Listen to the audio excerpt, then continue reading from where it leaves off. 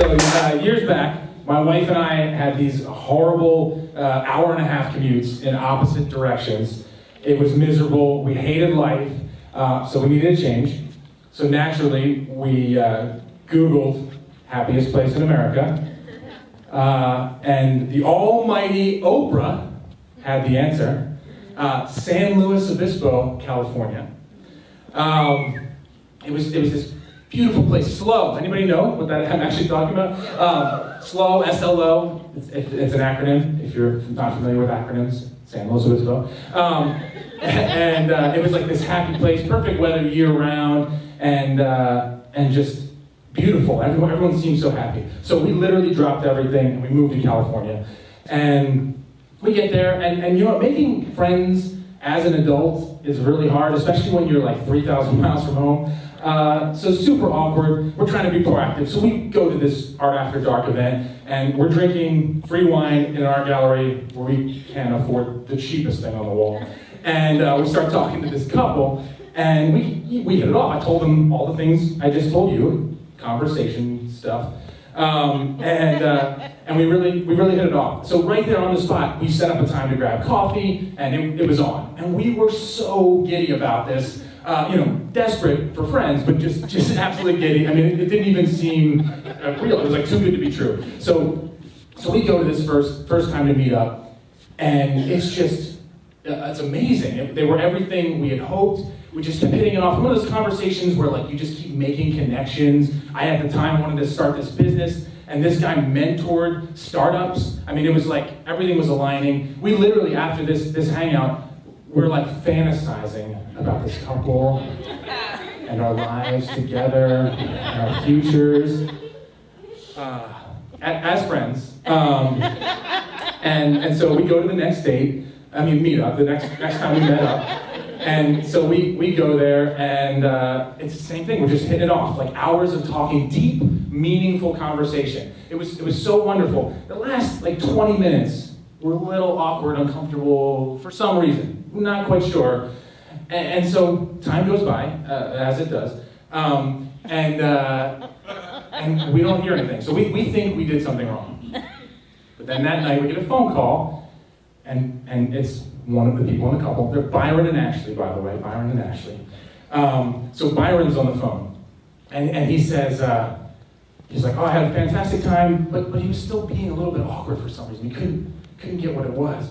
And he's like, I think we were so desperate for friends. I mean, like I said, trying to make friends is hard enough, but trying to make couple friends as a couple, especially like good couple friends, it's kind of like, it's like curling, right? Everyone's familiar with curling. Yeah, 4 people on a team. It's like too many people in a sport that should just be one guy pushing ice or pushing a rock on ice. Anyway, that's beside the point. The point is, we were desperate, and I apparently watched curling recently, and so we're so desperate that when Byron is just going all out here, he just leans in and he says, I think you might be interested in this business opportunity. And I'm like, all right, what's the opportunity? And he's like, well, I think we should really just meet at the Holiday Inn Conference Center on Saturday. We'll meet up and we'll talk it out. And I'm like, that's super vague, right? Super weird and vague. And so I'm like, what's the product? Like, what is it? And he's like, look, it's legit, but it's more about the lifestyle it can provide. And I'm like, bullshit. No, say no. My wife's on the phone. So I'm like, say no. And she just is like, she's like, yeah, sure, of course we'll go.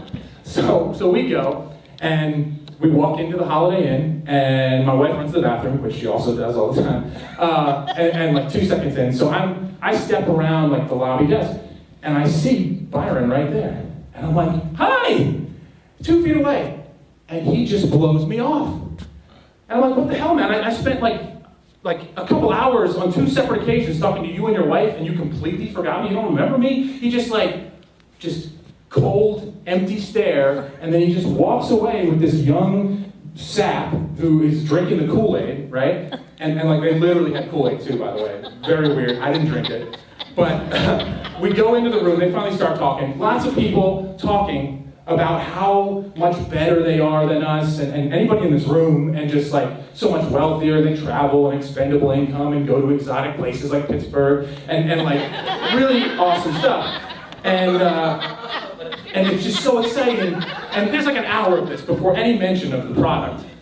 And when they finally get to it, it's just this no-name website where you get a discount and for yourself, and then you get these magical bonuses for everyone you bring into the circle. And I'm just like, no thanks. But it was so culty in that room, it just felt so creepy. And there's like a bouncer at the door. I mean, they wouldn't kill us at a Holiday Inn, but maybe a Holiday Inn Express. But I think we're okay. So we're pissed. So we go to storm out. I mean, I was so furious, but we had to get out, and we decided we did the best thing we could do. We said we had to go to the bathroom, and we just bolted through the door, and we got out of there, never looked back. And look, I'm not even here to tell a story. I don't care about the story. I'm here, this is a public service announcement. Don't do it. Do not do it. I don't care if it's a pyramid scheme, an MLM, whatever you want to call it. And if someone says business opportunity, business is that's like the most vague thing. I mean, if someone has a business, they should know what it is. They shouldn't dance around it. Just look. And if you ever see Byron and Ashley, that's their real names, Byron and Ashley. Well, maybe, I don't know if it's their real name, to be honest. And I never thought about it till now. But just run for the hills, okay? You're welcome.